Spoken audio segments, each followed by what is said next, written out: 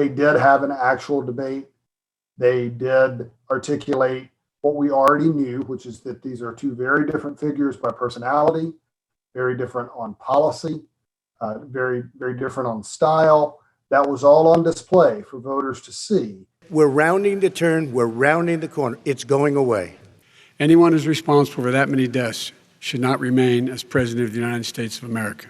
We got some reporting ahead of this debate that President Trump's advisors, independent of the new rules allowing for muting microphones, had urged him not to interrupt Vice President Biden as much. They sort of saw it as, well, one, a negative for President Trump. The first debate was not good for him. Two, they thought, look, Biden is a guy who will trip himself up sometimes. He'll either contradict himself, he may stumble over his words. Like, let him have some time to talk, and he may hand you some victories. Let me ask some follow-up. Please respond, and then we're going to have follow-up questions.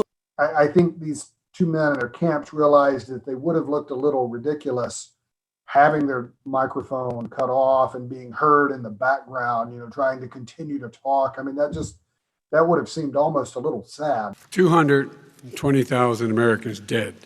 The vice president was wanting to make this debate as much about the pandemic, about how Trump's actually handled the job and all these crises, the racial discord coming out of the protesting of policing in the United States. You have done nothing other than the crime bill, which put tens of thousands of black men, mostly, in jail. Trump made a very targeted argument, repeatedly saying, your law helped put black men in jail. Abraham Lincoln here is one of the most racist presidents we've had in modern history.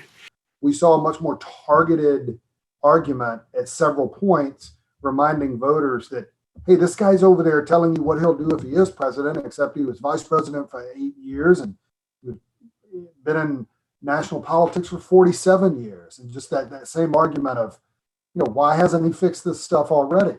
I ran because of you. I ran because of Barack Obama. Trump made some fantastical claims, some hyperbole, some outright mistruths that fact checkers will have a field day with.